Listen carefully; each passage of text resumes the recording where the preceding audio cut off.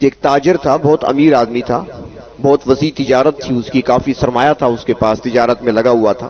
اس کی وفات ہو گئی، اس کا ایک ہی بیٹا تھا۔ جب اس تاجر کی وفات ہو گئی، بیٹا جوان اور مفت میں مال مل گیا کافی، باپ کا سارا اکیلا وارث تھا اور سارا مال اس کے قبضے میں آ گیا۔ ایک طرف جوانی، دوسری طرف مال کا مل جانا، وہ بھی بغیر کسی محنت مشقت کے، اس نے کبھی کوئی محنت کی نہیں تھی، مفت میں مل گیا تھا۔ اور پھر ساتھ ایسے موقع پر دوست بھی مل جایا کرتے ہیں مال اڑانے والے، تو وہ عیاشی کے راستے پر چل پڑا، اپنے سرمایہ کو برباد کرنے لگا، اور سرمایہ کے ساتھ ساتھ اپنی صحت کو بھی،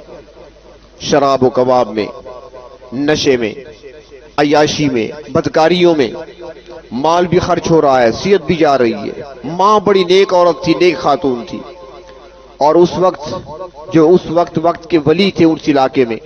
اور سب سے بڑے محدث تھے، وہ حضرت حسن بصری رحمت اللہ علیہ تھے۔ اور اس جوان کی والدہ ان کے درس میں جایا کرتی تھی، شاگردہ تھی ان کی۔ چنانچہ وہ کئی بار گئی، حضرت میرے بیٹے کے لیے دعا فرمائیں، بڑی نصیحتیں کرتی ہوں، بہت سمجھاتی ہوں، میرا بیٹا سمجھ نہیں رہا، جوانی کا نشہ ہے، مال اس کو مل گیا کافی اپنے باپ کا چھوڑا ہوا،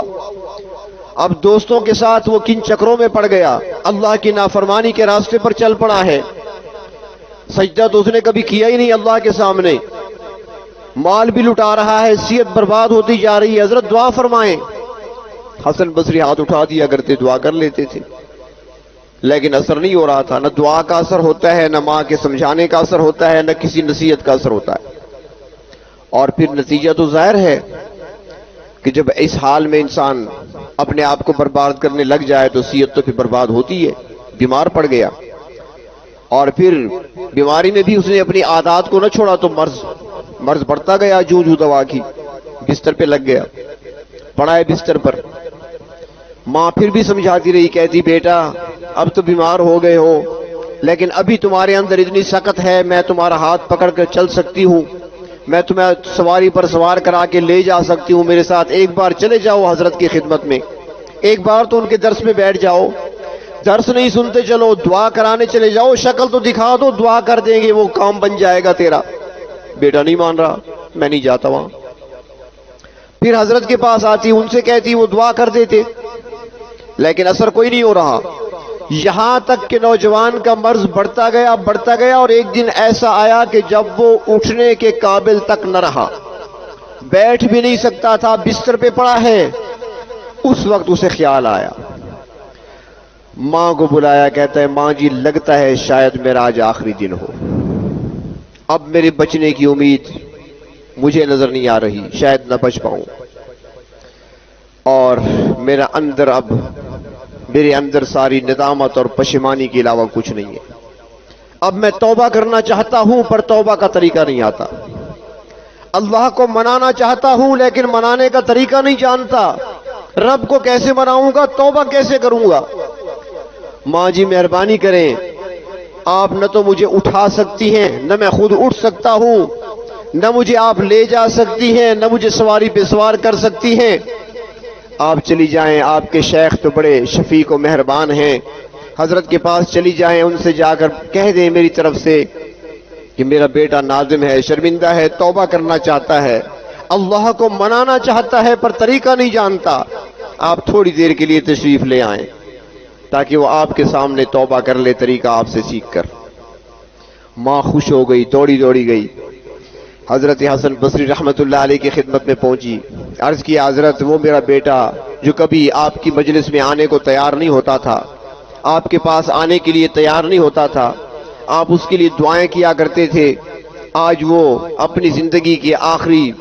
لمحات پورے کر رہا ہے، اب اس کی خواہش ہے، وہ توبہ کرنا چاہتا ہے، وہ کہتا ہے میں توبہ کا طریقہ نہیں جانتا، وہ کہتا ہے میں اللہ کو منانا چاہتا ہوں پر منانے کا طریقہ نہیں آتا، حضرت آپ کی مہربانی ہوگی تشریف لے آئیں۔ حضرت تو کئی سالوں سے کر رہے تھے دعائیں، روز اس بڑی اماں کی باتیں سنا کرتے تھے، فرمانے لگے بھائی ایسے ہے، خود ہی توبہ کرا لو، اللہ سے معافی مانگ لے، میں فارغ نہیں ہوں، ابھی کلاس پڑھائی ہے، اس کے بعد میری اور کلاس ہے، ہزاروں کا مجمع ہوتا ہے، میں نے حدیث پڑھانی ہوتی ہے، میں نہیں آ سکتا۔ مایوس ہو کر واپس آئی، جب وہ گھر پہنچی تو دیکھا بیٹے کی نظریں دروازے پہ لگی تھی، ماں کو اکیلا آتے دیکھ کر اس کی آنکھوں میں آنسو آ گئے. کہنے لگا ماں جی لگتا ہے کہ حضرت نے مایوس کر دیا. ماں نے کہا بیٹا تمہاری اپنی وجہ سے، تمہارے اعمال، تمہارے کرتوتوں کی وجہ سے وہ تنگ آ چکے تھے، آج انہوں نے بھی آنے سے انکار کر دیا. نوجوان نے آسمان کی طرف دیکھا اور کہنے لگا میرے پروردگار آپ میری حالت کو اچھی طرح جانتے ہیں، اب میں توبہ کرنا چاہتا ہوں پر توبہ کا طریقہ نہیں آتا. اللہ میں آپ کو منانا چاہتا ہوں، آپ کو کیسے مناؤں، میں نہیں منا سکتا. اے میرے رب بس اتنی سی بات ہے کہ مجھے معاف کر دے. اللہ آپ کے بندوں نے ٹھکرا دیا،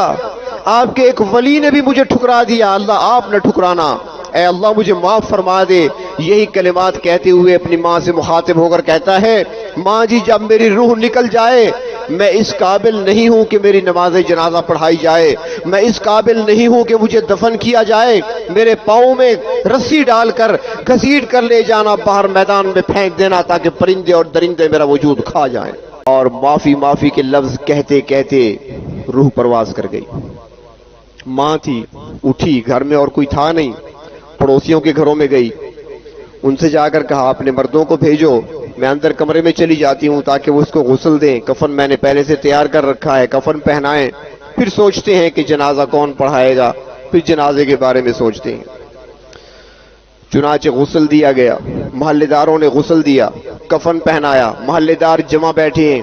اب جنازہ کون پڑھائے. ماں گھر میں ہے، بیٹے کی لاش سامنے رکھی ہے، محلے دار باہر مشورے کر رہے ہیں، دروازے پہ دستک ہوتی ہے. اب یہ اکیلی خاتون کھڑی ہوتی ہے کہ پتہ نہیں محلے داروں نے مشورہ کر لیا ہوگا، کوئی بات کرتے ہوں گے. دروازے پہ آئی، پوچھا کون ہے، باہر سے روتی ہوئی آواز آئی حسن آیا ہوں. حسن ہوں.